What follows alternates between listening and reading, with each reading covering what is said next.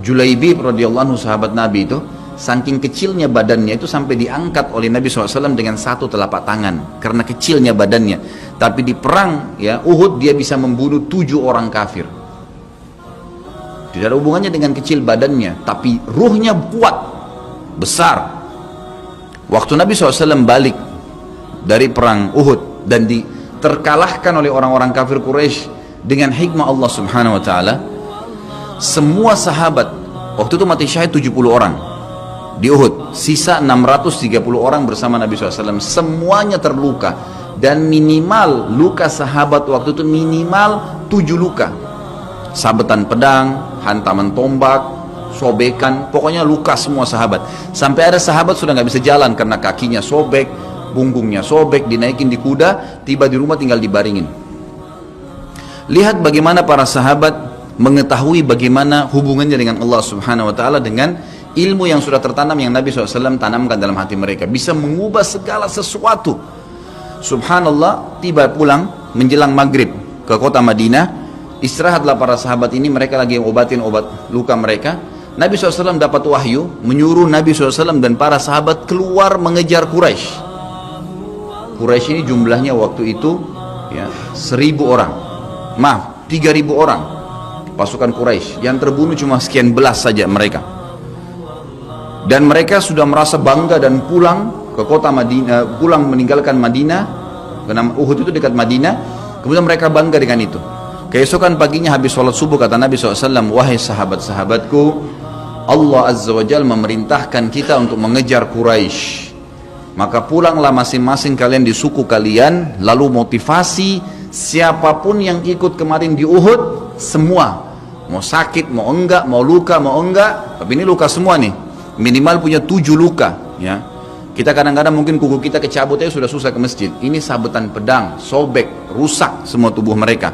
Dikatakan dalam riwayat sampai para sahabat ada yang tidak bisa ngomong karena sudah kesakitan yang luar biasa. Kata Nabi SAW, semua yang ikut di Uhud kemarin keluar lagi, 630 orang semua harus keluar. Bagaimana caranya? Pokoknya ngumpul keluar, perintah Allah. Coba bayangin, kita kadang-kadang habis olahraga saja capek, diajak keluar sama istri atau diajak keluar sama suami, kita sudah nggak mau keluar, capek biasa olahraga, atau mungkin penat, capek duduk di kantor mau istirahat. Ini habis perang, badannya disabet-sabet, diajak berperang lagi nih. Apa yang terjadi teman-teman sekalian? Pulanglah pimpinan-pimpinan suku sahabat ini, dimulai dengan Sa'ad bin Mu'adz radhiyallahu anhu, sahabat Nabi yang mulia, luar biasa ini. Orang ini pada saat meninggal, kata Nabi SAW, goncang arsy-Nya Allah dengan meninggalnya Sa'ad. Saat pulang ke kaumnya lalu berkata, wahai kaumku, sesungguhnya Nabi SAW menyuruh kalian untuk kembali menyerang Quraisy. Pada saat itu mereka lagi ngumpul saling ngobatin luka, dan di depan mereka yang saling ngobatin luka itu adalah Usaid bin Khudair, sahabat Nabi yang mulia. Ini sahabat Nabi yang satu dari Aus ini, kalau membaca Al-Quran malaikat turun dari langit dengarin bacaannya, luar biasa. Lagi ngobatin lukanya sambil dia berkata, waktu dikatakan Nabi SAW menyuruh kalian mengejar Quraisy, kata Usaid bin Khudair lagi ngobatin lukanya, sami'na wa ata'na, kami dengar dan kami patuh, ditinggalin lukanya. Lalu seluruh suku itu saling nopang satu sama yang lain, mendatangi masjid Nabi SAW untuk ikut berperang lagi. Nggak ada satupun yang tinggal.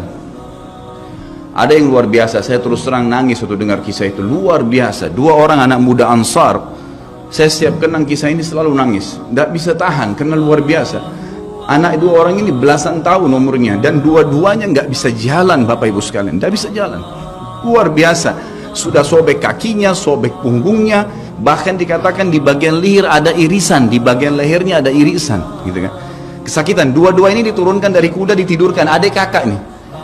Tapi saya tidak ingat, namanya tidak disebutkan dalam kisah, tapi ini kisah luar biasa. Dan kemarin kebetulan Imam Masjid Haram atau saya lagi umrah nyebutin kisah itu juga. Hampir satu masjid orang menangis mendengarkan kisahnya. Dia mengatakan, waktu sampai ke telinga adik kakak ini umurnya belasan tahun ya, di bawah 20 tahun. Kalau Nabi SAW memanggil seluruh yang hadir di Uhud untuk kembali berperang. Ini mereka nggak bisa jalan nih. Si kakak bilang sama adiknya, kita nggak bisa tinggal di sini nih. Rasulullah SAW sudah memanggil kita untuk menjawab panggilan Allah. Kata adiknya, bagaimana caranya kita merangkak? Bagaimana caranya kita ke sana? Nggak ada yang bisa nopang. Ini berdua lagi sakit. Mereka cuma tinggal sama ibunya. Lalu berkata si kakak, sekali saya seret kamu, sekali kamu seret saya. Mereka saling seret satu sama yang lain, Bapak Ibu sekalian, sampai di hadapan masjid Nabi SAW. Lihat bagaimana iman mereka kepada Allah Subhanahu Wa Taala, luar biasa. Dan ini tidak bisa kecuali kalau dipaksakan. Kalau tidak dipaksakan nggak bisa. Semoga Allah SWT jadikan kita orang yang selalu memaksakan diri untuk ibadah. Karena kalau tidak, kita nggak paksakan, kita akan mati dalam keadaan konyol dan menyesal, karena tingkatan-tingkatan di surga akan hilang. Percuma. Baik, saya bacakan pasal kedua. Adab terhadap Allah Subhanahu Wa Taala. Seorang muslim hendaknya melihat segala sesuatu yang telah diberikan Allah kepadanya dengan tiada terhingga, yakni berupa kenikmatan yang tak terhitung. Terlindungnya dia pada saat menempel di dalam rahim ibunya ketika berupa nutfah atau air mani, menentukan perjalanan hidupnya hingga hari bertemu dengan Rabbnya Allah Azza wa Jal.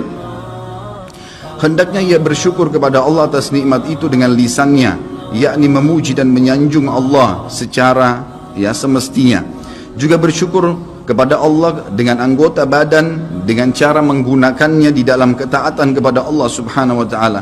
Karena mengingkari nikmat, tidak mengakui kelebihan yang diberikan Allah, mengingkarinya beserta kebaikannya, bukanlah termasuk adab kepada Allah. Sebagaimana Allah berfirman dalam surah An-Nahl ayat 53, A'udzubillahi minasyaitonirrajim. Wa ma bikum min ni'matin faminallah. Dan apa saja nikmat yang ada padamu, maka itu dari Allah datangnya. Dalam surah An-Nahl ayat 18 Allah berfirman, A'udzubillahi minasyaitonirrajim, wa in ta'uddu ni'matallahi la tuhsuha. Dan jika kalian menghitung-hitung nikmat Allah, maka kalian tidak akan mampu untuk menghitungnya. Begitu banyak nikmatnya Allah, Bapak Ibu sekalian. Kita berbuat maksiat, pelanggaran-pelanggaran, tapi Allah masih bisa memberikan kita oksigen gratis, cahaya masih bisa ditangkap oleh mata kita, telinga kita masih bisa menangkap suara sehingga mengetahui apa yang diinginkan oleh kita.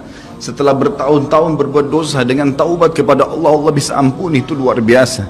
Nikmat Allah tidak bisa terhitung. Rugilah orang-orang yang tidak menyembah Allah Subhanahu Wa Taala. Dan kalau seandainya, kata Ibnu Taimiyah rahimahullah, orang-orang yang bermaksiat kepada Allah itu tahu bagaimana nikmatnya keimanan yang ada dalam hati kami ini, sehingga kami bisa menangis dan kami bisa merasakan dekatnya dengan Allah, bahkan merindukan surga dan selalu merasa diri jauh dari neraka, maka niscaya mereka akan membelah dada-dada kami dan mengambil keimanan itu, karena mereka tidak akan pernah merasakannya. Keimanan akan membuat makanan sederhana menjadi mewah, tidur di tempat yang biasa akan menjadi nyaman, bahkan cobaan seberat apapun menjadi kecil buat kita, karena keimanan kepada Allah Subhanahu Wa Taala. Dan itu sebuah nikmat. Itu hanya bisa dirasakan kalau kita betul-betul memaksakan diri beribadah kepada Allah Subhanahu Wa Taala.